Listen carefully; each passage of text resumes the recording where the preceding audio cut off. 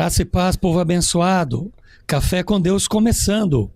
E hoje nós vamos trazer para você um tema que é fenomenal, onde muitas pessoas têm dúvida. Um cristão pode ter depressão? Pode viver todos os sintomas da depressão? Depressão é demônio? Nós vamos falar desse tema. Comigo no estúdio hoje, claro, sempre, Pastor César Ferreira. Seja bem-vindo, pastor. Muito obrigado, meu pastor Marcos Rulli. Muito obrigado a todos vocês que nos acompanham, que nos dão prazer da companhia. Sejam todos muito bem-vindos e será uma bênção, eu tenho certeza. Eu creio também. Gente, o tema é um tema polêmico, é um tema que tem que gera muita dúvida na vida das pessoas. Então nós vamos falar um pouquinho sobre a depressão. Com certeza esse programa não será o primeiro, pastor César. Sim. Também não será o último sobre o assunto, porque o assunto é muito vasto e demanda muitas informações para que possamos passar para vocês. Mas vamos lá, números da depressão no mundo. Hoje a OMS estima, pastor César, que no mundo são aproximadamente 300 milhões de pessoas que convivem diariamente com a depressão. A OMS também estima que desse número, a maioria são mulheres, na faixa de 6%, contra 4% de homens. Então, a depressão é um caso muito sério, é uma doença séria, que tem afetado muito as pessoas, principalmente após o episódio do Covid-19, a grande pandemia de Covid-19. Bom, nós temos também outros números que falam que no mundo, aproximadamente 10%, pastor César, das mulheres grávidas, logo após o nascimento do bebê, apresentarão algum quadro de depressão. Nós sabemos que as 3 primeiras semanas, às vezes até um mês, logo após o nascimento da criança, a mãe passa pelo que a psicologia chama de baby blues, que é aquela situação de acabar de ser mãe, um bebê nas suas mãos, uma vida nas suas mãos. Então isso traz para a mãe uma série de preocupações novas que ela não tinha. Mas isso é praticamente normal. O baby blues, ele deve passar aí por volta de 3 a 4 semanas e a mulher volta à sua normalidade. Mas muitas mulheres, pastor César, elas acabam desenvolvendo a depressão pós-parto e pode se esticar durante um bom tempo das suas vidas. Então, são números da OMS, que é a Organização Mundial da Saúde. Dentro da questão da depressão, nós encontraremos também casos de depressão, pastor César, que vão levar ao suicídio. Números de hoje atualizados, aproximadamente 700 mil pessoas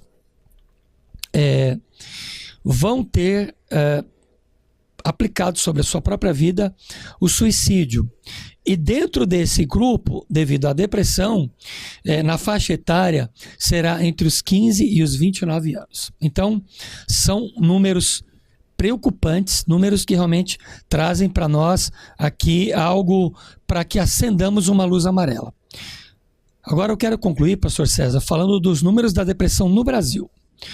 O Brasil estima-se que, segundo dados da OMS, nós temos a maior prevalência de números de depressão na América Latina.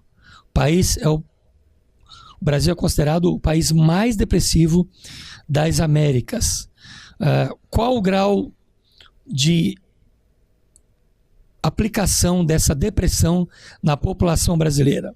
Aproximadamente quase 6%, pastor César, da nossa população, significando aí na casa de mais de 11 milhões que vão sofrer com a doença. Então eu queria trazer esses números para que nós possamos entender e verificar o quanto o negócio é sério. Agora, pastor César, a depressão em anos passados, e o senhor deve ter vivenciado alguma coisa nessa questão, como pastor, e eu também, em anos passados, e um passado recente e um passado mais distante, a depressão foi tratada como possessão demoníaca.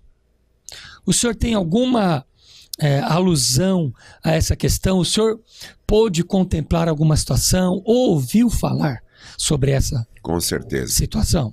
Isso era algo tão comum, até porque não havia, não se havia popularizado a informação como a gente tem hoje ao alcance das mãos. É claro que tem muita desinformação, na mesma velocidade de boas informações, mas não se tinha absolutamente nada. E aí, principalmente em ambientes mais carismáticos, né, os conhecidos pentecostais, havia uma leitura na vida de um indivíduo cristão passando por um quadro que hoje provavelmente seria diagnosticado com depressão, como num termo bem chulo, algum encosto, alguma coisa pesada ali sobre a vida daquela pessoa. E vou mais longe, havia casos de atribuir aquele quadro depressivo a pecado. Então, era muito complicada a situação, porque tudo era absolutamente espiritualizado. E imagino a dor de pessoas que viveram esses dramas realmente. A dor da pessoa e a dor da família. Exato, porque estava em volta.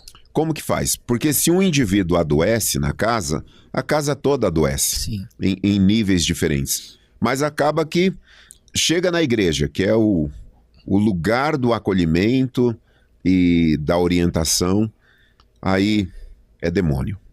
É um espírito maligno, é alguma perturbação.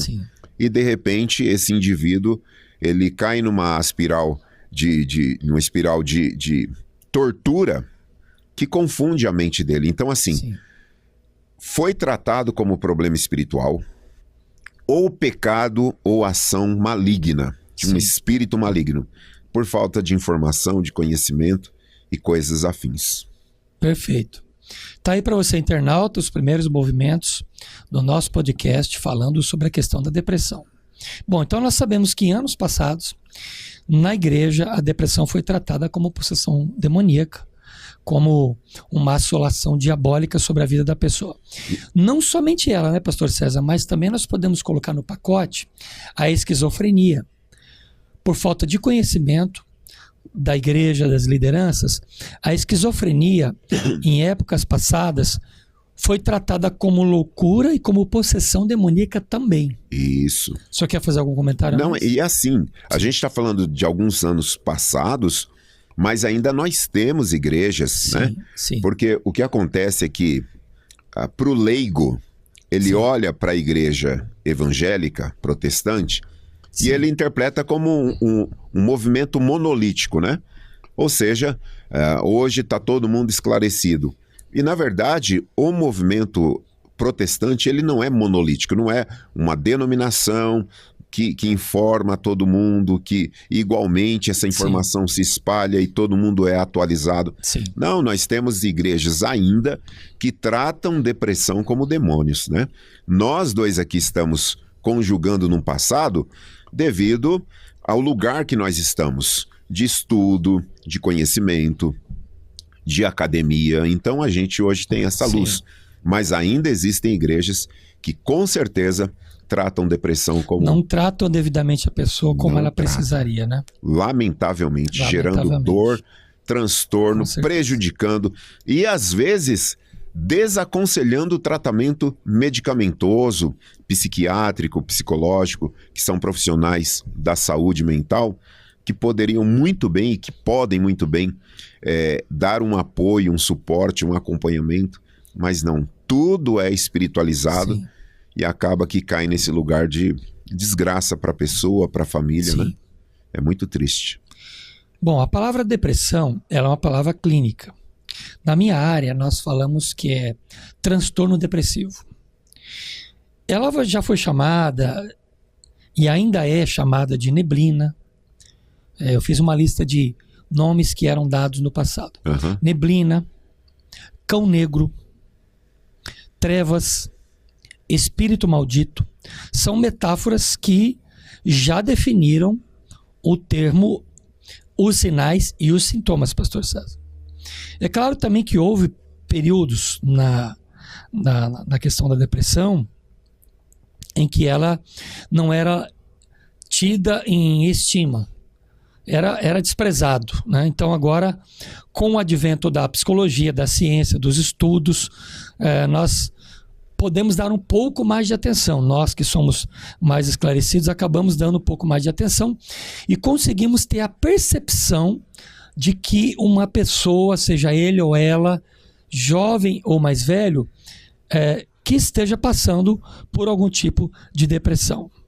Bom, mas eu vou aqui pormenorizar dentro do que foi considerado no passado. Também foi vista como doença do corpo, e não como doença da alma. Então ela é considerada, muitas vezes, para o nosso internauta saber, como pecado, é o que você bem falou. Influência de demônios. Então, nós temos aqui, por exemplo, as palavras de Agostinho, um grande cristão, né, que afirmava que a razão que distinguia a humanidade dos animais, de modo que a perda da razão na melancolia deveria com efeito ser um sinal da punição de Deus. Porque a depressão, ela traz uma melancolia na vida da pessoa. Então era considerado, como você bem disse, punição de Deus. Martinho Lutero, por exemplo, o grande reformador da igreja, é o nosso pai espiritual da reforma protestante há 505 anos atrás, ele sofreu de depressão. Em um de seus relatos, a um amigo chamado João Agrícola, ele disse o seguinte: por favor, não parem de me consolar e orar por mim, porque estou fraco e necessitado. O próprio Satanás investe com toda a força dentro de mim e o Senhor me colocou sobre o poder dele, como outro Jó. Palavras de Martinho Lutero. Uhum. O diabo me tenta com grande enfermidade de espírito. Lutero então carregou marcas da depressão por uma temporada de sua vida. Ele ainda diz: vivo um tempo de inquietação e fraqueza. Meses depois ele escreveu a Melancton, seu amigo: ore por mim, verme miserável e desprezado que sou, atormentado por um espírito de tristeza. Então aqui são os primeiros movimentos e uma definição com base naquilo que você falou, pastor César. Então nós vamos abordar essa questão. Mas eu quero fazer uma pausa aqui porque a gente vai juntar um convidado muito especial, que é o pastor Jamel Lopes. É muito bom estar de volta aqui nesse podcast Café com Deus. Pastor Marcos, pastor, prazer muito grande. Alegria minha, querido. Participando e desta feita falando de um tema assim de tão grande relevância que é a depressão. Sim. E é interessante que esse tema ele tinha um certo tabu até um certo ponto, até um certo tempo na igreja, até porque havia uma espiritualização sobre a questão da depressão. Tem um autor americano, um autor antigo, e ele escreveu um livro de aconselhamento e ele colocava falando sobre a questão dos problemas emocionais, e ele dizia assim: só existe 3 causas principais dos problemas humanos. E ele colocou as doenças, que são os problemas físicos, atividades de demônios e pecado. Então, para ele, não existe basicamente nenhuma base bíblica de que uma pessoa tenha problemas a nível de algum tipo de transtorno emocional. Jay Adams, né? Jay Adams. E ele fez discípulos, né? Porque ainda tem, assim, eco no nosso meio de pastores que seguem essa linha. Então, só que hoje, essa visão, ela vem a cada dia sendo desmistificada por conta de estudos. E vem se percebendo o que é, de fato, uma depressão, o que é um transtorno emocional, e o que é, na verdade, atividade de demônios, ou opressão demoníaca. Então nós conseguimos hoje fazer uma distinção disso aí. E para mim foi assim um desafio quando a CPAD me pediu para escrever um livro sobre psicologia pastoral. Inclusive eu abordo sobre depressão nesse livro. Então na época eu tive uma certa preocupação, exatamente por quê? Primeiro, por conta desse tabu muito grande. e o senhor estava escrevendo para pastores, como que esses pastores eles iriam enxergar ou receber isso. Eu imagino. Certo? E a outra preocupação era o outro extremo. Porque existem os conservadores, certo? Que tem uma certa resistência. Sim. Mas existe aqueles também que enaltecem essa ciência. E eu tinha uma preocupação muito grande que não houvesse esse enaltecimento da psicologia no púlpito, ou nos púlpitos. E aí, no meu livro, eu faço, inclusive na introdução do livro, eu coloco um ponto assim que é muito importante, que são dois extremos que precisam ser evitados. Primeiro, a psicologização do cristianismo. E segundo, a cristianização da psicologia. Então são coisas distintas, precisa ter cuidado. Para minha surpresa, o livro teve uma aceitação muito grande, certo? Foi, inclusive, por parte dos pastores. Eu dei um curso, inclusive, na FAECAD, foram dois módulos, né? O básico e o avançado, de psicologia pastoral, e a maioria dos pastores fez esse curso, certo? E hoje esse livro está indo para, acho que é 17ª edição, já, certo? Então tem ajudado muitos pastores, né? Tem um acesso assim muito grande, e eu fiquei feliz com isso, né? Então hoje eu vejo que a depressão é um tema que precisa ser tratado na igreja, mas do ponto de vista científico. E os pastores precisam se preparar para atender esses casos. Exatamente. E fazer a distinção daquilo que é maligno e daquilo que é de saúde. Exatamente. Dá para separar, não é isso, pastor? Dá para separar. Pastor, eu vou fazer uma definição rápida para os nossos internautas. De acordo com o DSM-5, que é o nosso manual de trabalho, meu e seu, né, principalmente, DSM-5 atualizado, onde é definida a depressão, pastor César. Alguns dos sintomas, né? Claro que isso aqui é uma parte clínica, uma parte médica, mas são relevantes para qualquer diagnóstico. De acordo com o DSM-5, então, ela é definida como estado de ânimo deprimido, perda de interesse ou prazer em coisas ou atividades que antes a pessoa apreciava, apetite aumentado ou diminuído, ou perda ou ganho de peso inexplicado, fadiga ou perda de energia, isso é recorrente, perturbação do sono, ou insônia, ou dormir mais que o habitual. Depois nós temos a desaceleração perceptível do fluxo de pensamentos e movimentos físicos, ou a agitação e inquietação perceptíveis. Dificuldades de se concentrar e tomar decisões. Sensação de falta de valor e ou culpa excessiva. E aí vem também pensamentos ou planos de suicídio ou pensamentos recorrentes de morte. Para ser diagnosticada como depressiva, uma pessoa precisa ter pelo menos 5 desses sintomas. Para você, internauta, saber pelo menos 5 desses sintomas. E dentro dos 5 sintomas, 2 precisam se destacar, que são de relevância. Estado de ânimo deprimido, não é isso, pastor Jamel? E depois, a perda de interesse e prazer em atividades que antes apreciava. Então, os sintomas devem estar causando perturbação e interferir na capacidade de a pessoa funcionar ou viver em ambientes sociais. Então, depressão, portanto, é uma doença, uma enfermidade real. Agora aqui, eu trouxe um caso para que o pastor Jamel Lopes comente, e na sequência, pastor César, porque eu sei que ele teve vivência com a leitura dessa história. É o Spurgeon. Nós sabemos que Spurgeon sofreu de depressão. Sim, nós estamos falando do príncipe dos pregadores, no qual muitos de nós nos inspiramos nos nossos ministérios. Estima-se que a depressão começou nele por volta dos 22 anos de idade. Estima-se, né? Naquela época, claro que a questão dos diagnósticos e os relatos eram mais difícil a gente ter uma informação acurada, mas estima-se que foi nessa época aproximadamente pelos 22 anos de idade. Quando um episódio trágico em um culto lotado que ele estava dirigindo, na cidade de Londres, alguém no meio da plateia gritou fogo. Fogo! E depois gritaram, as galerias estão cedendo, está caindo tudo. E houve um estouro do povo para sair do templo, né? Alguém gritou, tudo está desabando. Era uma brincadeira de mau gosto, né? Berros e gritos então foram ouvidos no salão e causaram aquele estouro de gente para sair daquele prédio, e houve um pisoteamento de pessoas foram feridas. Pastor Jamiel, pastor César, não era nada. Alguém tentou gritar, gente, calma, não é nada, não está acontecendo nada.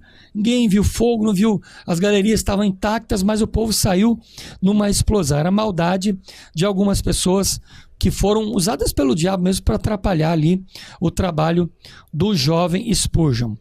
O resultado foi catastrófico para o ministério de Spurgeon e para a sua saúde mental. O resultado foi 7 mortos ensanguentados no gramado do lado de fora do local de culto e 28 pessoas levadas a hospitais gravemente feridas. Tudo por conta de um alarme falso. Então, possivelmente, depois desse episódio, Spurgeon passou a viver essa melancolia, essa tristeza, essa dor que acabou trazendo para ele uma depressão. Pastor Jamiel, está aí para a gente ver como a depressão é séria, e ela, por exemplo, atingiu um dos grandes nomes da história do cristianismo. Quero seus comentários aí para essa questão. É interessante observar assim, o fator desencadeante da depressão. Sim. Daí o fato de ser um pregador de renome como ele, que nós nos inspiramos Sim. nele, isso significa que qualquer pessoa, indistintamente, pode ter um problema de depressão. E aqui eu colocaria, pastor César, pastor Marcos, uma coisa que é importante. Hoje, quando, por exemplo, uma pessoa ela vai a um psiquiatra, ela está com depressão, então a depressão ela é tratada apenas como um problema a nível neural, digamos assim, um problema químico cerebral, onde a pessoa ela tem uma baixa de serotonina e algumas questões que acontecem Sim. fisiologicamente, certo? Então, é colocado o seguinte: é uma doença, por quê? Porque a pessoa tem algumas alterações eletroquímicas cerebrais. Sim. Certo? Isso é comprovado. Entretanto, vem o seguinte: existem causas, elementos que vão desencadear isso. Nós tivemos o caso aí que foi uma situação, uma tragédia, e isso envolvendo, obviamente, o ministério dele, isso consequentemente trouxe uma grande tristeza. E quando a pessoa ela tem um episódio, ela tem situações na vida que ela se sente impotente diante disso para resolvê-la, a tendência que ela tem é se esquivar. Então a depressão é como se fosse um processo de esquiva. A pessoa ela entra em um casulo porque ela não consegue lidar com aquela situação. Com aquele trauma. Com aquele trauma. Sim. E aí, automaticamente, às vezes, por exemplo, uma pessoa que está passando por um endividamento, ela está com dívidas e ela não consegue pagar as suas dívidas. Ela tem pressão, as pessoas começam a pressioná-las, ela fica envergonhada diante das pessoas. Então isso pode ser um estupim para o início de uma depressão. Uma pessoa que teve uma perda de um ente querido, uma viuvez, por exemplo, a perda de um filho, então a pessoa ela mergulha numa depressão profunda exatamente por ela não saber lidar com essa situação. Então existem vários fatores que podem de fato contribuir para isso, certo? Então são situações que a pessoa ela não consegue lidar. Entretanto, eu estou clinicando já há mais de 30 anos, tem situações que você vai atender uma pessoa que está em depressão e começamos a conversar e não houve nada de anormal, entre aspas, na vida dessa pessoa. E você pergunta, mas você teve alguma perda? Não, não aconteceu nada. De repente, houve o quê? Um processo interno onde a pessoa ela entra em crise e ela começa a perder o seu sentido de vida. Então, automaticamente, é como se tudo que fazia sentido para ela antes, agora perdeu o sentido. Então, essa pessoa, ela entra numa crise que seria uma crise existencial, certo? Então, ela começa a questionar a sua existência, ela não tem vontade de viver, aí onde tem a questão da pessoa pensar recorrentemente na morte, Ideação suicida. suicidas e tudo mais. E ela não tem, às vezes, uma resposta para aquilo ali. Então, isso ocorre quando o problema é um problema a nível mais em termos de crise existencial. Ela se fecha em si mesma. Né? Aí nós temos exemplos bíblicos, entendeu? De pessoas que entraram em crise. Entendeu? Vamos pegar um exemplo. Asaf. Você pega o Salmo, você vai vendo Asaf, ele colocando, ele começou a olhar a prosperidade do ímpio e ele começou a questionar Deus. E ele diz, os meus pés quase escorregaram. E aí quando ele disse, entra no santuário e vai buscar a Deus. Aí nós temos exemplos, Abacuque. Se você lê o livro de Abacuque, você vê que ele entra num processo de questionamentos. Abacuque não viveu uma depressão, mas tristeza e questionamentos. Exatamente. Eu coloco que isso pode ser um fator desencadeante. Agora, Elias chegou a pedir a morte. É o caso mais clássico que nós temos. Elias, ele vai para uma caverna, ele se esconde. E existem alguns elementos que são muito importantes para você analisar uma pessoa em depressão. A linguagem que ela usa. Ela começa a colocar, eu estou cansada dessa vida, eu já não suporto mais isso. Então ela começa a trazer uma linguagem. Não vale a pena. Não vale a pena. Para que tentar? Ninguém me compreende. Sim. Eu estou sozinho, sozinha. Então, o que Elias coloca para Deus? Senhor, mataram todos os teus profetas e só eu fiquei. Eu estou só. É quando Deus disse, não, Elias, ainda existe 7.000 em Israel que não se curvaram a Baal. Então, são algumas características. E às vezes a pessoa está convivendo com uma pessoa em depressão e não percebe. E dentro do meio pentecostal, principalmente, entendeu? Porque a pessoa dobra o joelho, ela está chorando ali. Então, se imagina que aquilo ali seja a efusão do espírito, que ela está alegre, e às vezes não, às vezes ela está Pastor, às vezes as pessoas confundem tristeza com depressão. Nós sabemos que a tristeza, em pequenas doses, ela não é depressão, mas a depressão tem tristeza. Sim. Dá para fazer a diferenciação, né? Dá. Estou triste, acho que estou com depressão. Eu ouço muitas pessoas dizer, eu acho que eu estou com depressão, que eu estou tão triste. Dá para dizer que está? Não é possível. Não é, porque aí como você colocou lá, o que o DSM-5 ele coloca dentro das características, então a tristeza ela é apenas, digamos, um elemento. É um elemento. Um elemento. Então assim, em demasia, muito longa, pode levar. Todos nós nos entristecemos. Com alguma coisa. Com alguma coisa. Situações que desagradou, às vezes uma frustração. Que vão vezes... flutuar, vão ser rápidas. Então você fica triste. O luto, mas por exemplo. Você não entra em depressão. Enfermidades longas. Enfermidades. Então isso pode gerar sentimento de tristeza, que não é a depressão. Deixa eu te fazer uma pergunta muito pessoal, porque o senhor passou uma luta muito terrível na sua vida. O senhor tem uma história fantástica. Os nossos internautas não sabem, mas ele tem um testemunho lindo, uma história linda de superação. Quando o senhor teve o acidente, que o senhor ficou em coma, o senhor voltou, eu queria que o senhor dissesse para os nossos internautas quais foram os pensamentos, se for possível, o que o senhor vivenciou como psicólogo, analisando a si próprio e tentando excluir coisas da depressão que tentaram te agarrar. Sim. Porque o senhor ficou com muitas limitações. Olha, teve aquela... Já você fala, César. Não, mas isso aqui é muito forte. Teve aquela fase, que era a fase realmente assim, o estado grave que eu estava. Então, quando eu saí do coma, eu estava no estado de convalescência e tudo mais, eu nem tinha tanta certeza do que estava acontecendo comigo. Só depois que eu começo a melhorar, o meu quadro clínico começa a melhorar e que o médico ele mostra a gravidade da minha situação. O senhor tinha muita dor? Sentia, eu tomava morfina para dor. Mas a questão não foi essa, a questão foi, eu estou em cima de uma cama, eu fiquei 2 anos deitado, literalmente deitado, não sentava, certo? Então nos primeiros 3 meses, primeiro mês eu saí do coma e tal, mas assim, depois cheguei em casa, digamos os 2 meses seguintes, eu experimentei um pouco de depressão. Melancolia? Eu chorava, tristeza. Eu chorava, e eu dizia, Deus, por quê? Por que eu? Por quê? Então, o que ocorre? Eu, nessa época, eu estava lecionando em 2 faculdades. Eu tinha um consultório em Campinas, outro em Indaiatuba.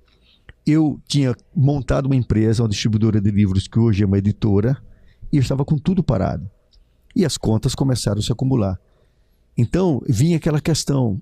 Havia uma cobrança terrível. Se eu pudesse me levantar, mas o que é que eu estou fazendo aqui? Então, sempre fui uma pessoa muito ativa. Então, nunca tive medo de enfrentar a vida, de fazer as coisas. Mas naquele momento que eu estava em cima de uma cama, eu tive medo. E agora? Então, naquele momento, assim, eu chorava e assim, era aquela dor na alma muito profunda de não aceitar aquela situação. Até que numa madrugada eu acordei e eu estava sentindo muita dor e eu tomava morfina. E aí tomei o remédio e ali me vieram duas perguntas, e foram essas duas perguntas que mudou completamente o meu rumo a partir dali. Certo? Aí eu coloco, por exemplo, quando eu falo da depressão, que uma das formas, a gente pode depois no outro bloco falar sobre isso, que é a questão da ressignificação. Como é que você faz isso? Eu fiz duas perguntas. A primeira foi, e se eu tiver de viver o resto da minha vida em cima de uma cama? Era uma possibilidade. Imagina o nó que deu na sua cabeça. E aí vem assim, poxa vida, e se eu não andar mais? Então, naquele momento, me veio a resposta imediata. Se for esta a vontade de Deus, eu quero ser útil, eu quero trabalhar mesmo em cima de uma cama. E a segunda coisa, o que eu falaria para um paciente meu se estivesse no estado que eu estou e eu fosse aconselhá-lo? Aí vieram 7 passos para superar um processo de crise. E é muito interessante, que aí deu origem a um livro que eu escrevi, O Segredo da Águia Dourada, que hoje é um best-seller, é o livro que eu mais vendi em toda a minha vida. Só para você ter ideia, a primeira chave, que é a primeira coisa, é o processo da autoaceitação. É naquele momento, quando eu falo da depressão, certo? Então, assim, uma das coisas para você se libertar disso é você elaborar essa situação. É uma perda e tal. Então, Sim. você tem que passar por uma fase que eu chamo de fase de elaboração e a fase da ressignificação. Sim. Então, foi a partir disso que, no dia seguinte, eu cheguei para minha esposa e disse, eu vou voltar a trabalhar hoje. E ela assustou-se. Ela disse, mas como você vai trabalhar? Você nem senta. Eu nem sentava na cama. Eu disse, sim, eu quero montar meu escritório aqui. Providencie uma mesa, coloque aqui, eu quero um computador, eu quero que você traga aqui uma extensão do telefone, enfim. E a partir dali eu comecei a trabalhar e foi um período assim muito produtivo, 2 anos deitado, que eu produzi, escrevi 12 livros deitado, usava só essa mão, esse braço direito, esse braço aqui estava atrofiado por conta das fraturas, certo? Eu fazia fisioterapia. E O senhor precisou tomar antidepressivo? Não. Graças a Deus. Não. Talvez pela consciência, o fato de ser psicólogo, Sim. isso, de certo modo, eu creio que isso ajudou, né? Porque aí vem, eu sabia aonde aquilo levaria, se eu não reagisse, se eu não pudesse assim reagir.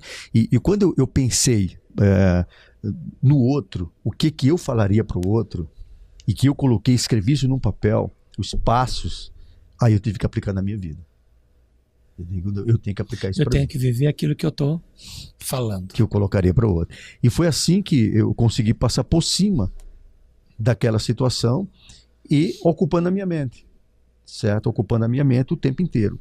Então, a depressão é algo mais sério do que se imagina, entendeu? E a gente vê muito, né? Ainda hoje, infelizmente, aliás, existem denominações que ainda colocam o seguinte, se você tem depressão, tem insônia, não sei o que lá, parará, então você tem encostos, tem não sei o que lá, que é tudo como se fosse questões espirituais.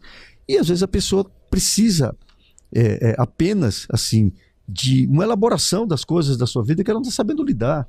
Às vezes a vida está destruída, o casamento, o relacionamento com os filhos. Eu já vi pessoas entrar em depressão porque os filhos tomaram caminhos diferentes, foram para as drogas, etc. Então, e a pessoa não sabe lidar com isso. E ela perde a alegria da vida, certo? Então ela perde o ânimo e ela adoece. Então aí onde entra as questões, por exemplo, orgânicas, que aí, nos casos graves de depressão, a pessoa precisa ser medicada. Então ela precisa tomar remédio, né? No caso o lítio para depressão é fundamental. Então a pessoa precisa ser medicada. O grande problema da medicação é que a pessoa, se ela não fizer um acompanhamento psicológico, entendeu? Uma análise, ela vai entrar num processo de dependência. Não só medicação, né, pastor? Porque nós temos que... a pessoa precisa de mudar atitudes no seu comportamento diário, com atividade física. Sim. Eu sempre falo para os meus pacientes isso. Atividade física, luz do sol, nós precisamos da luz do sol. Nem sempre todo dia dá para a gente tomar a luz do sol, mas nós precisamos da luz do sol. Nós precisamos de atividade física constante, né? Então, eu estava até comentando com o pastor César quando nós vimos para cá, que eu faço atividade física todos os dias para ter reserva, porque vai que um dia não consigo fazer, então eu tenho uma reserva. Então nós precisamos de luz do sol. Nós precisamos nos alimentar corretamente, dormir corretamente, e em alguns casos de pessoas deprimidas, elas precisam da psicoterapia, que é o que o senhor trabalha e eu também trabalho. Né? Isso é importantíssimo. O grande problema que eu vejo é que muitas vezes a pessoa, o estado dela é tão grave que ela não consegue, mesmo sabendo que isso vai ajudá-la, ela não consegue fazê-lo. Às vezes a medicação precisa tirar de lá, né? Mas se ela não elaborar isso e não ressignificar a sua vida... A medicação, tipo assim, é o que vai tirar ela do lugar, mas ela precisa depois ser trabalhada. Os médicos, geralmente, eles combinam, né? Os psiquiatras combinam medicação com psicoterapia. Ajuda bastante. Agora sim, pastor César, o Spurgeon, ele é um modelo pra gente porque com 22 para 23 anos, ele teve a depressão. O Lutero também, ele teve depressão com 41, até os 45 anos ele teve depressão e tudo indica que ele lutou muito tempo na vida com isso. São dois nomes importantes da teologia para nós, né?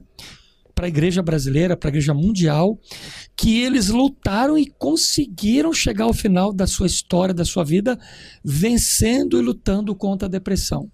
Então, assim, são personagens que ilustram para a gente que é possível. O senhor acredita que no convívio da igreja, o convívio social, pode ser benéfico para quem está com depressão? Pode ser benéfico, mas eu fico um pouco com aquilo que o pastor Jamiel ele traz. Porque são casos e casos. Existem pessoas que a depressão, ela automaticamente isola a pessoa, né? Sim. A pessoa se recolhe. E existem pessoas que conseguem, por alguma razão, até trabalhar. E eu já aconselhei, pastor Jamiel, e eu preciso da tua correção, casos que chegaram assim, com indícios seríssimos de autodestruição, de tendência a isso, sugerir imediatamente um psiquiatra, ao invés de um psicólogo, por uma questão ali que eu fiquei naquele desespero, falei, meu Deus do céu, essa pessoa precisa ir direto para um psiquiatra, conversa lá, e a nossa igreja trabalha assim, pastor Jamiel, orientando as pessoas, né, no aconselhamento pastoral, bíblico, e vai até aquela altura. Dali para frente a gente encaminha para terapia, para psiquiatria, coisas afins. Então existem pessoas que conseguem, por alguma razão, até trabalharem, até tomarem banho, mas dependendo da escala e outros fatores, a pessoa não consegue produzir. Nós temos o caso do John Piper, né? Pastor importante nos Estados Unidos, e Augustus Nicodemos aqui no Brasil também, que viveu esse momento. John Piper se recolheu, saiu do púlpito por um tempo, porque precisou de um acompanhamento. E é uma coisa importante para você que acompanha a gente, que não é feio. Não. Até um pouco tempo atrás, pastor Jamiel, era feio a pessoa admitir que está passando por uma coisa dessa. Era como pessoa fraca, como pessoa sem Deus, que não tinha fé. Eu elenquei uma coisa aqui do nosso querido Jó. Olha só os pensamentos do Jó durante o seu processo. Que Jó é um caso clássico, né? Um caso clássico. Olha só as palavras que saíam da boca dele. Por que eu não nasci morto? Por que não morri ao nascer? Por que minha mãe me segurou no colo? Por que me deu o seu seio para me amamentar?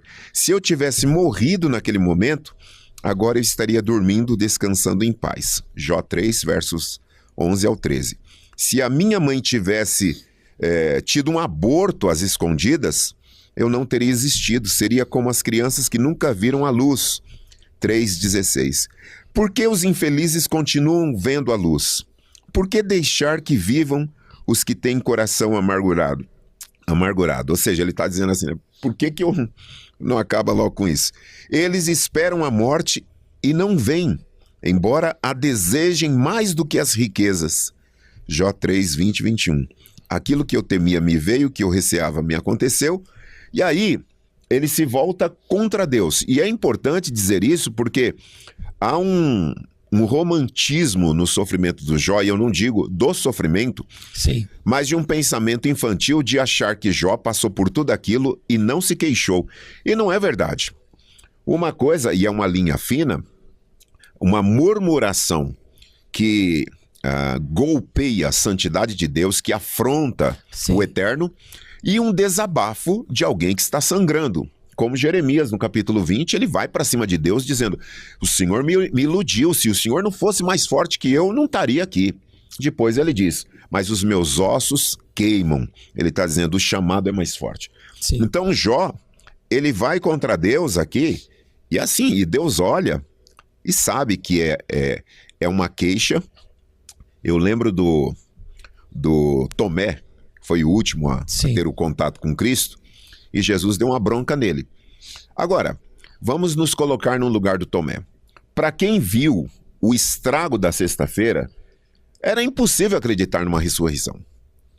Então Jesus dá a bronca sabendo que era realmente, humanamente, improvável alguém em sã consciência conceber que um ser que passou por aquilo na sexta-feira, no domingo estivesse ali. Né? Não foi, no caso, no domingo para o Tomé, porque foi dias depois. Mas continuemos aqui, ó. As flechas venenosas do Deus Todo-Poderoso estão fincadas em mim, e o veneno entra na minha alma.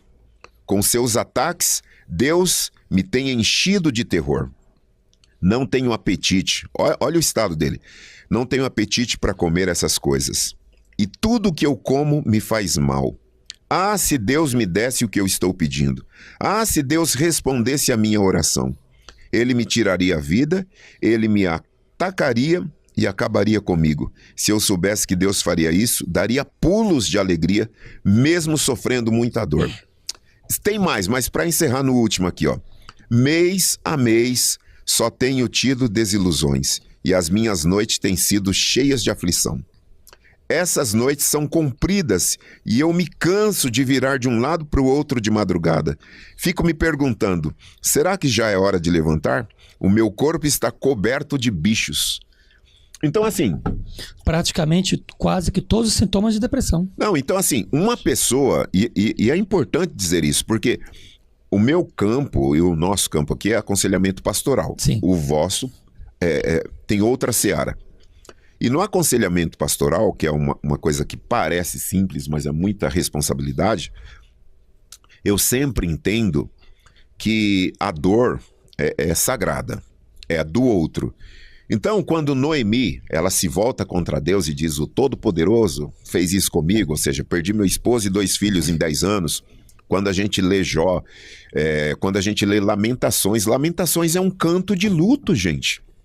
Um canto de luto de alguém que viu o pós-guerra, a destruição dos velhos, das jovens, da violência, do estupro. Então não tem como. E Deus é lindo, porque o único caso na Bíblia que a gente encontra, talvez tenha outro, eu não sei, de Deus dizendo para um homem assim, depois de perder a esposa, não chore, foi para o profeta Ezequiel. Só que o profetismo, ele recebia de Deus não só o oráculo, para dizer assim diz o Senhor, como uma experiência de um ato profético para sinalizar o que Deus estava querendo dizer. Então, quando Deus diz, não chore no velório da sua esposa, ia provocar e provocou na população que foi lá, a indignação. Como é que perde a esposa e é insensível? Para Deus dizer, isso é vocês.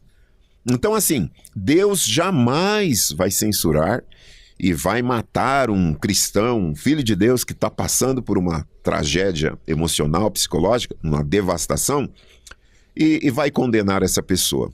Então, para você que é pastor, você que é líder na sua igreja, toma muito cuidado na hora de tratar alguém na sua sala pastoral, porque a gente está lidando com a vida e a vida eterna daquele indivíduo, e é muito perigoso. Se a boca dá para você, vá até a altura da sua atribuição, da sua designação pastoral. Passou dali, encaminha para um profissional da saúde, porque é muita responsabilidade. Eu acredito que o trabalho social da igreja ajuda muito.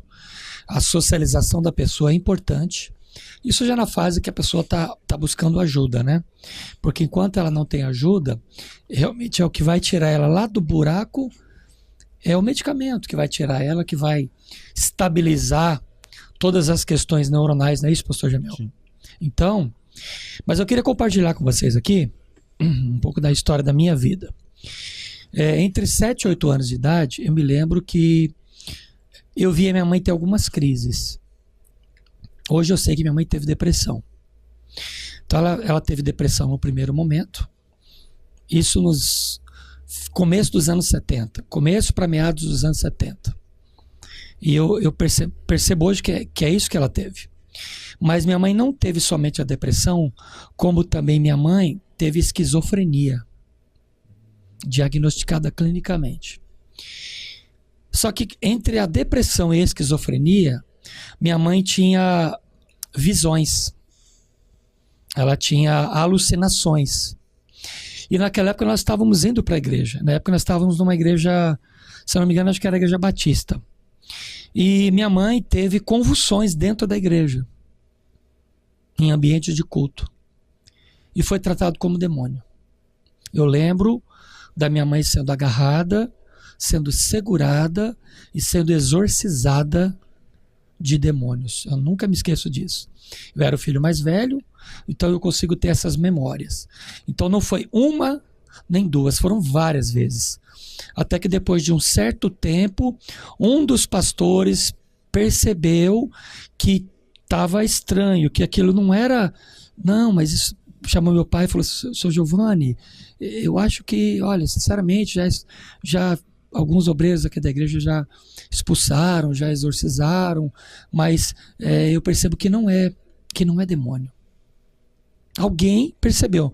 Não me lembro quem na época, não sei nomes, né? Eu tinha 7 para 8 anos, não vou ter essa memória toda. Mas eu me lembro que foi interrompido aquele ciclo. Minha mãe foi levada para o hospital, foi tratada por um médico que atendeu na época e encaminhou, na cidade que a gente estava era pequena, então não tinha um hospital psiquiátrico. Então ela foi encaminhada para um outro estado e ela foi tratada e minha mãe voltou curada, porque ela voltou com medicação e nunca mais, pastor Jamil Lopes, minha mãe teve episódios como aqueles supostos episódios de possessão demoníaca que ela teve na igreja, foram tratados da mesma forma. Minha mãe se curou e ela disse uma coisa para nós que eu nunca me esqueço. Ela disse para meu pai, para nós e para todos que ela testemunhava que ela tinha sido curada, que ela tinha buscado o tratamento e que Deus ajudou ela no momento mais difícil da vida dela. Então minha mãe buscou em oração e nunca mais minha mãe teve crises e ela se libertou até da medicação. Olha só. Ela não ficou dependente. E ela mergulhou nas coisas de Deus, serviu a Deus, amou a Deus durante toda a vida dela, até o final da vida dela. Então, assim, esse é um caso clássico da minha vida pessoal, da minha família, né? Casos que foram tratados por não ter o discernimento suficiente. Então, pastor Jamiel, qual a luz que a gente pode dar para os nossos internautas se perceberem que alguém está com depressão? Vamos já começar a delinear caminhos de esperança, caminhos de cura, caminhos de vitória. Como agir em situações que a pessoa identificar na sua família? A primeira coisa que é importante e necessário é um diagnóstico. Sim. Certo? Muitas pessoas têm depressão e não sabem que tem depressão. Então, a primeira coisa é o diagnóstico. Quando o pastor César estava falando aqui, dando o exemplo de Jó, e ali me veio, né, assim, o que Jó sentia, e o caso de Noemi também, a gente vê que é um estado de autocomiseração, que essa é uma característica muito forte de uma pessoa que está em depressão. Então, geralmente, se ela passa por um processo, por uma crise, por uma perda ou por algo que a pessoa não consegue lidar, ela entra em crise e aí ela vive um processo de autocomiseração, autopiedade muito grande. Então ela se torna vítima. E esse é um dos sentimentos, talvez um dos piores sentimentos que o ser humano ele vive. É terrível. Naquele momento, ele se acha um lixo. Ele se acha realmente insignificante. E eu tenho visto casos da pessoa, ela expressar assim, que a morte dela vai fazer bem para a família, porque ela é um peso. Então ela usa muita expressão: eu sou um peso para todos vocês. E eu deixaria de ser esse peso. Então imagina a amargura de alma de uma pessoa que está olhando para si e ela se vê ninguém. Imagina a Noemi, quando ela volta sem nada, de mãos vazias, de tal modo que quando as pessoas admiradas diziam: é Noemi, ela diz: não me chame Noemi, mas me chame de Mara. E amarga.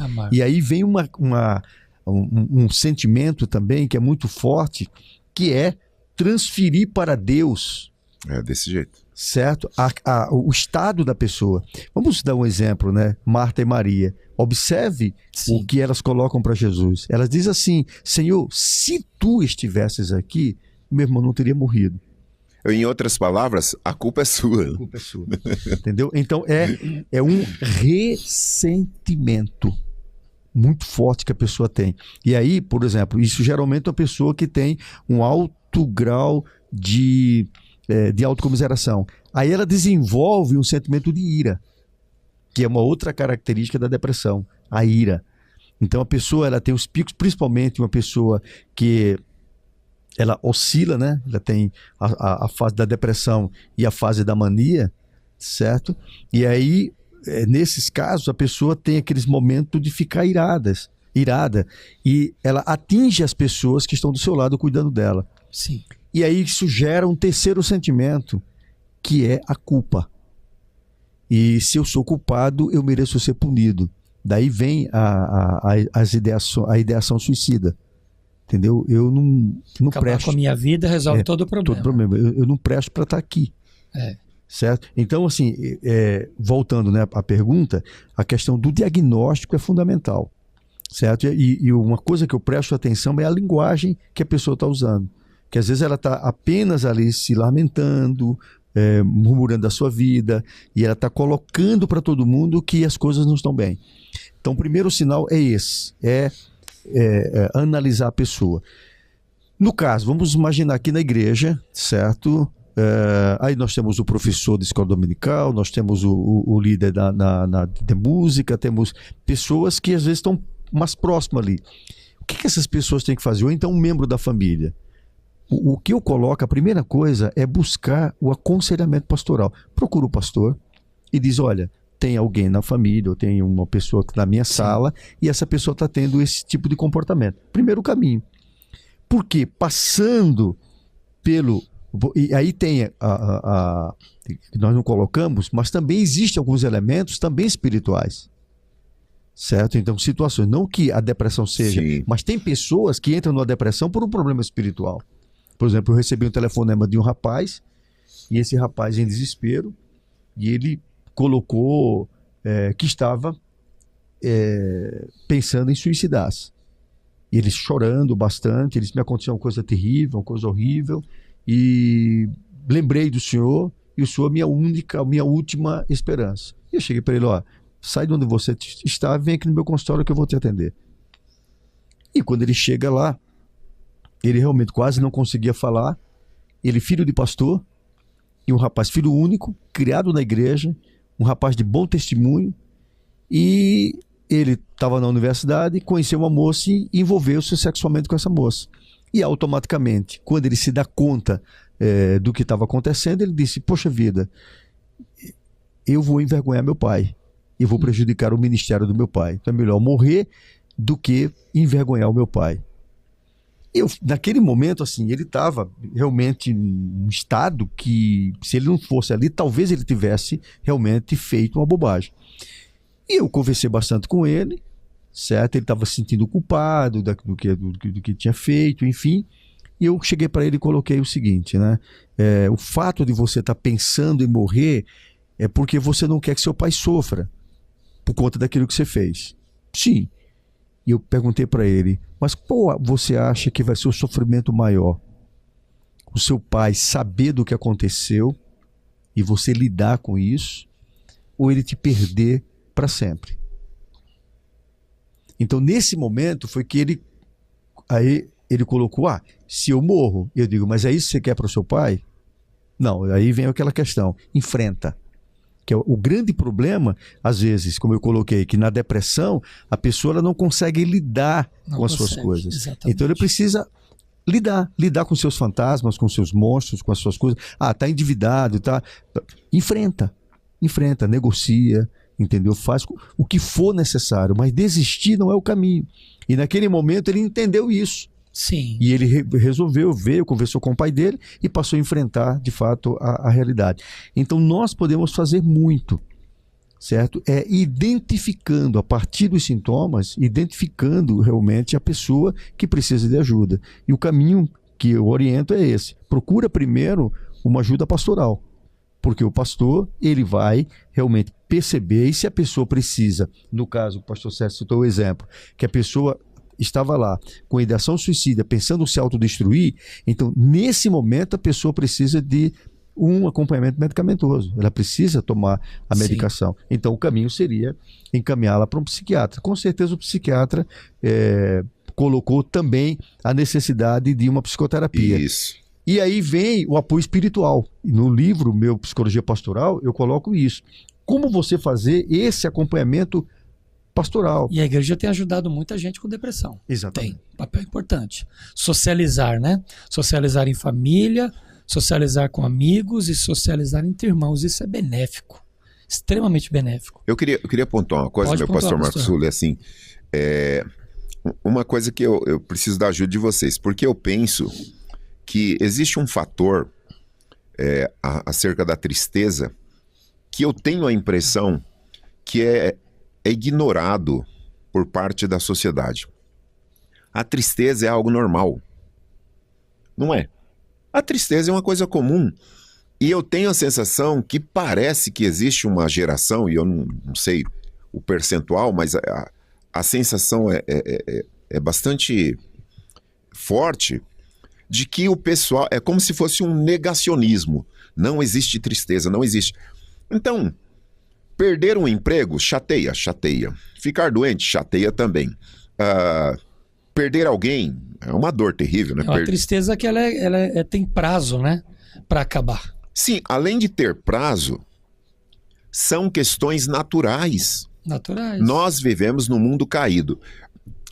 Ontem a aula da teologia foi sobre livros poéticos, por isso que isso está aqui, mas não foi nem sobre Jó, foi sobre Eclesiastes. E a gente trabalha Eclesiastes. Quem escreveu Eclesiastes? O homem mais rico da sua época. Talvez por proporções o homem mais rico da história. Salomão. Onde ele estava quando escreveu Eclesiastes? O livro é amargo. Num palácio. Palácio regado a bebidas importadas, de onde ele, no capricho dele, disse: eu quero experimentar tudo diferente. Fizeram todos os caprichos dele e no final saiu essa obra, Eclesiastes. Um livro que você fala, meu Deus do céu, por que está na Bíblia? Aí você lê Filipenses. Onde estava Paulo quando escreveu? Numa prisão romana, no meio dos ratos, esperando a morte. E Filipenses ele diz, alegrai-vos. Outra vez vos digo, alegrai-vos no Senhor. Então, como que a gente vê Filipenses, um livro cheio de vida, de brilho, de pujância, de alegria, de esperança, e um milionário escrever Eclesiastes? O que me parece que Deus está mostrando para a gente é que debaixo do sol, que é a pegada do Eclesiastes, nada traz contentamento. Então, pode trocar de carro, pode fazer mais uma graduação, uma pós-graduação, pode voar. Só que se você depender só disso, você vai ficar... Porque a gente vê a tragédia que está acontecendo no Sul e diz assim, aonde está Deus na tragédia? Mas tem outra pergunta. E os países onde o índice de maior suicídio da história são países riquíssimos? Como que a gente explica? Não tem sofrimento. Então, de um lado, você tem o sofrimento que embasa os... Só quem não tem noção mesmo, embasa a inexistência de Deus. Se o homem sofre, Deus é poderoso, amoroso, ele devia eliminar isso. Então, o sofrimento é uma prova de que Deus não existe. E o prazer? Porque existem milhares de pessoas no prazer que sofrem e tiram a própria vida. Então, nas duas pontas, pessoal, nós estamos maus. Por isso que a proposta do Eclesiastes é justamente essa. E tem um livro muito interessante do pastor que me fugiu o nome dele. O nome do livro é Filtro Solar. Por quê? Porque debaixo do sol nada traz alegria, contentamento. Então ele escreveu Filtro Solar apontando para Jesus, a esperança no Espírito Santo, no Evangelho. Então, pessoal, a tristeza é um fato natural. É natural, a gente sofre mesmo. É preciso que a gente conviva com ela e administre, não é isso, pastor? E me parece Administremos ela. que a gente está numa geração muito frágil. De uma fragilidade, falo em todos os aspectos, como diria John Piper. Falta espinha de aço. Então, diante a todas as demandas, as contingências naturais, a gente encontra homens, pais de famílias, meu Deus do céu, que acham que as demandas da vida de casado é um martírio. Então, é muito complexo o quadro no sentido geral aí. Eu acho que eu saí um pouco do tema. Não, está dentro do tema. É o tema. Pastores, nós estamos já indo para os 15 minutos finais. Uma pergunta que me fizeram, e é interessante. Se sou cristão, pastor Jamiel, minha fé não desempenha um papel importante quando estou deprimido? Qual a diferença? Porque eu creio assim, se eu vou no médico e ele fala assim, você está com pneumonia, fez o raio-x, me deu o diagnóstico, ele prescreve lá o medicamento, ó, toma esse remédio aqui, faz dieta, repousa, toma o medicamento. Estou com pneumonia, vou orar para que eu me recupere rápido, mas vou tomar um remédio. Por que a depressão não pode ser a mesma coisa? Então as pessoas acham que a depressão é diferente, sendo que ela é doença. Então responde aqui, pastor. Se sou cristão, minha fé não desempenha um papel quando estou deprimido?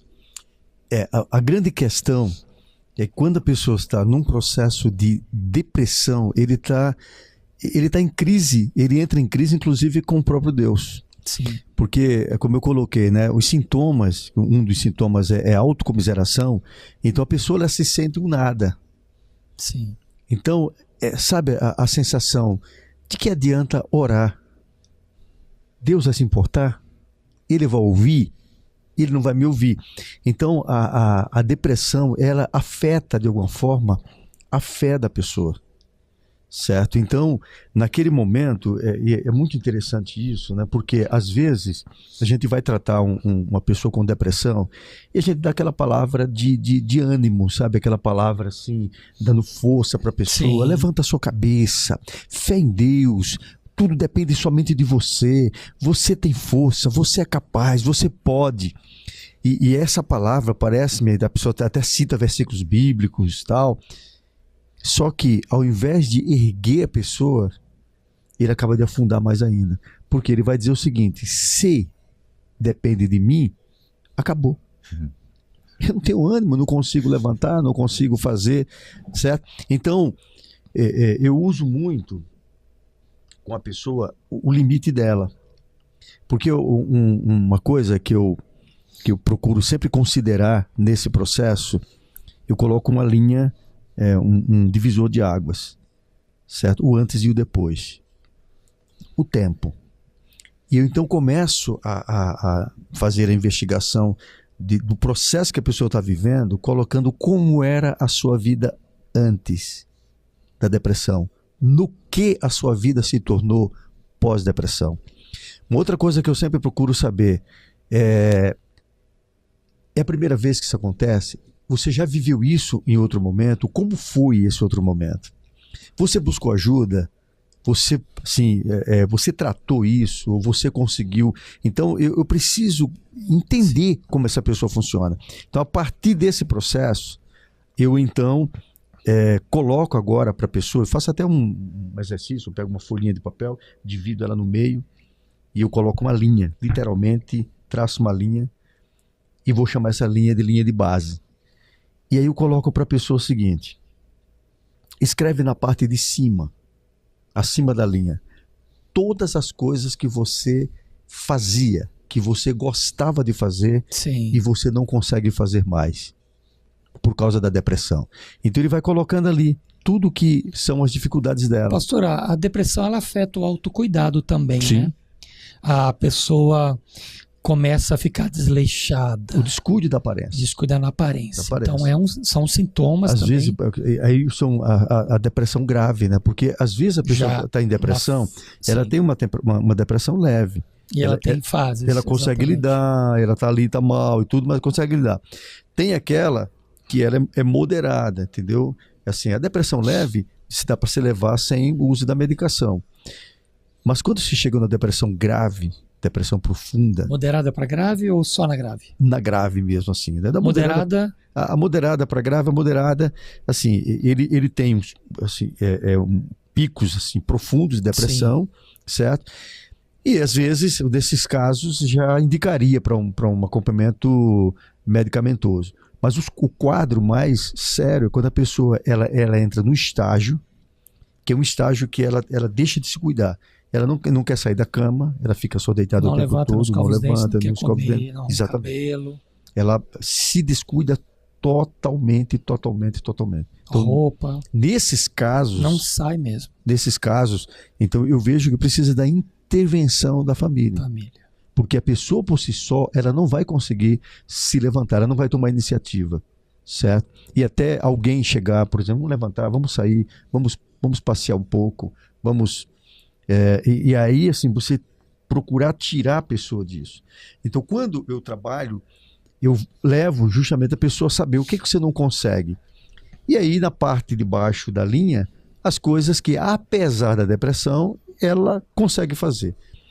E aí, dentro dessa base, então começamos a trabalhar com a pessoa no sentido dela pegar algo que está lá na parte superior, certo? Uma coisa que ela não está conseguindo fazer e ela procurar fazer, entendeu? Vamos fazer isso, certo? Então, levar a pessoa a fazer isso. Dá um exemplo, né? Eu acompanhei um rapaz, inclusive ele chegou a ser acompanhado no CAPS, certo? E ele entrou em depressão, ele perdeu o emprego, aí entrou na depressão profunda. 3 anos depois, ele me procura, então ele está lá tomando remédios controlados, e uma pessoa assim, que você olhava para ele e você achava assim, não dava muita esperança de que ele pudesse mudar. Um estado catatônico, uma pessoa assim completamente Desleixada, sem alegria. E aí é o seguinte, eu vou trabalhando com ele, que é o processo, por exemplo, no tratamento, como é que eu faço? A primeira coisa é a elaboração,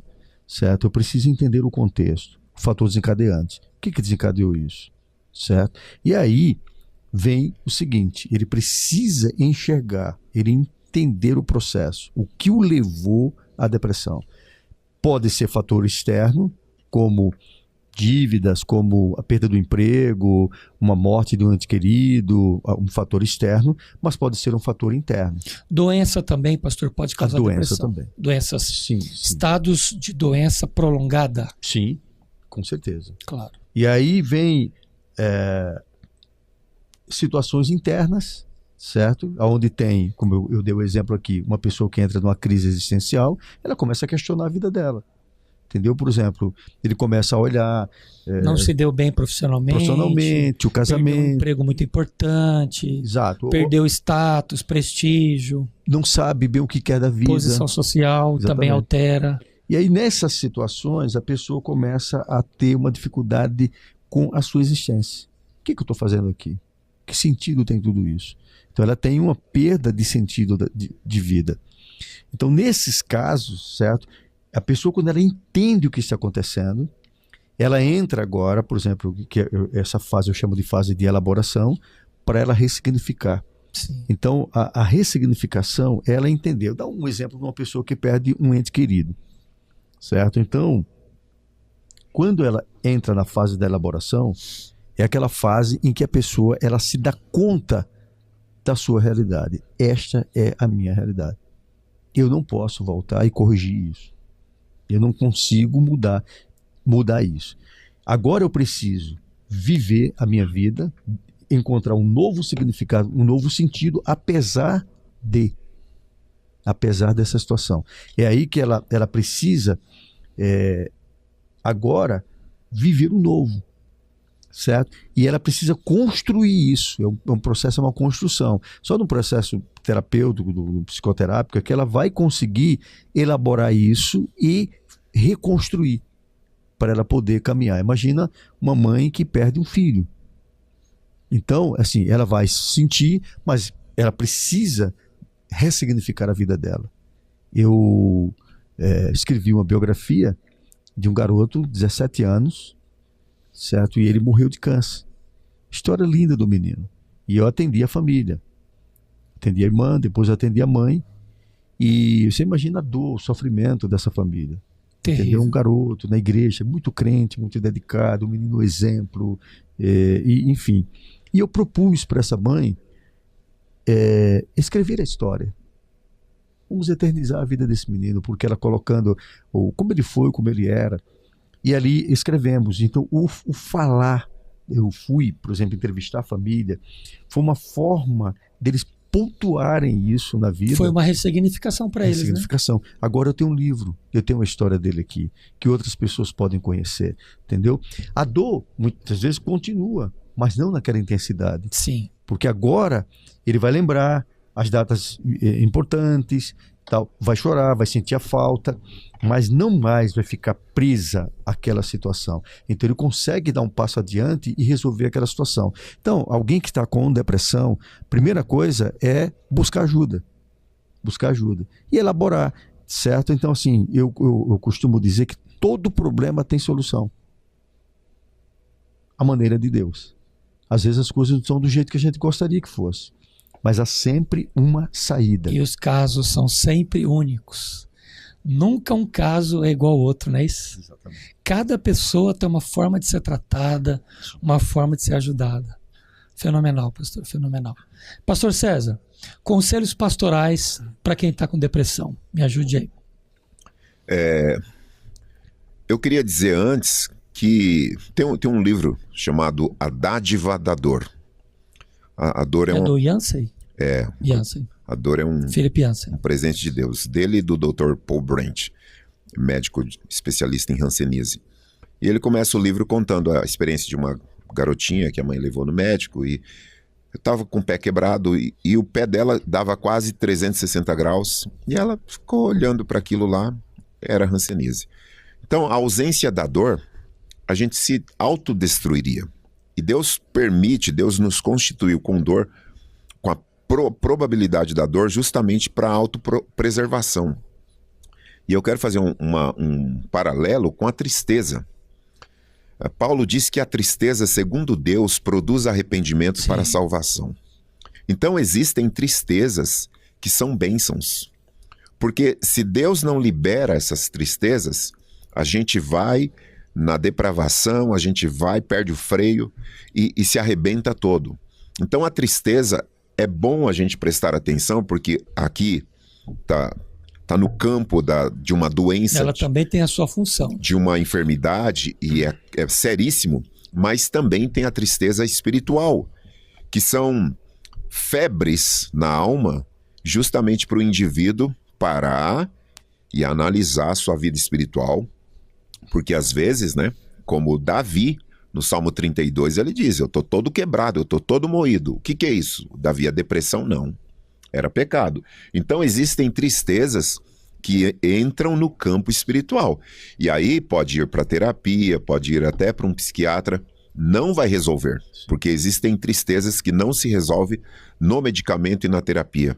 É confissão de pecado, abrindo o coração para quem você conhece, para quem você tem em autoestima, para quem é mais crente que você, para que não seja simplesmente uma condescendência, e isso se resolve diante de Deus. A depressão, eu sempre vou continuar recomendando ajuda de terapia, vai para o médico, se cuida. Na nossa igreja nós indicamos até internação, já aconteceram, justamente porque a vida é preciosa. A minha formação é outra, então é necessário que um profissional acompanhe e nós damos suporte. Esse suporte a gente faz com todo amor. É situação estressante para a família, porque toda a casa adoece e precisa do apoio e do suporte espiritual também. Mas eu tenho certeza, querido, se você está passando por uma experiência assim, Deus é poderoso para fazer além do que você imagina. E não foi à toa que você caiu aqui nesse podcast ouvindo um assunto tão importante desse, tanto no aspecto profissional de ajudas que você ouviu aqui, esclarecedoras, quanto no aspecto espiritual. E eu estou muito feliz por poder estar aqui com vocês. Obrigado, pastor César. Pastor Jamel, mais um pouquinho, suas conclusões para a gente encerrar? Bem, eu gostaria agora na finalização de falar de um projeto que eu venho desenvolvendo, que é o projeto Barnabé. Hoje nós temos grupos de apoio e a pessoa, para fazer parte de um grupo desse, não precisa pagar. E inclusive hoje eu venho criando uma rede, é uma rede de apoio integrada, certo? Para justamente ajudar pessoas. Então hoje eu tenho profissionais, certo? Eu tenho pessoas ali treinadas que lideram esses grupos e surgindo as demandas ali, se é necessário, por exemplo, um acompanhamento psicológico ou psiquiátrico, nós temos profissionais para indicar para essas pessoas, gratuitamente, para ajudar. Então, se você deseja conhecer, vai lá nas minhas redes sociais, @Jamiel Lopes. É fácil encontrar tanto no YouTube quanto no Instagram. Jamiel Lopes, certo? E daí você conheceu o projeto Barnabé. Hoje eu tenho, pastor César, pastor Marcos, eu tenho uma plataforma de ensino, certo? Que hoje ela é interligada à Academia de Pregadores, que é uma plataforma muito boa. E muito séria. Hoje, eu acho que eu sou o primeiro que é um projeto deles, né? E aí hoje nós temos a plataforma, e essa plataforma de ensino, o nosso trabalho é dedicado só e exclusivamente à gestão emocional. Então, todos os cursos, nós temos na média aí de uns 20 cursos já na plataforma, todo mês eu estou colocando mais, e agora o projeto Barnabé. Nós temos uma série de palestras, e-books e coisas ali disponível para as pessoas que queiram ajudar pessoas. Então, não tanto as pessoas precisam de apoio, como aquelas pessoas que querem ajudar. Como é que eu ajudo? O que eu posso fazer para ajudar as pessoas? Então, nesse projeto, a pessoa pode adquirir, pode entender como funciona. E se desejar fazer parte também lá da plataforma, depois é só entrar em contato, vai lá através das redes sociais, deixa a mensagem lá que a gente está pronto aí para atender. E eu quero desde já agradecer o convite, mais uma vez, me sinto honrado de estar aqui com vocês. Obrigado, pastor. E muito sucesso nesse trabalho que está tendo uma abrangência muito boa. Obrigado. E é uma grande iniciativa, um trabalho como esse. Obrigado, companheiros. Glórias a Deus. Tá aí, querido internauta, o Café com Deus está terminando e esperamos que esse tema da depressão tenha trazido para você luz no seu caminho, orientação para você, para sua família. Se você percebe que alguém está sofrendo com isso, podemos oferecer ajuda, um caminho de cura, de esperança e de vitória. Deus abençoe sua vida e em breve voltamos com mais um episódio para abençoar a sua vida. Um beijo no teu coração e até o próximo Café com Deus.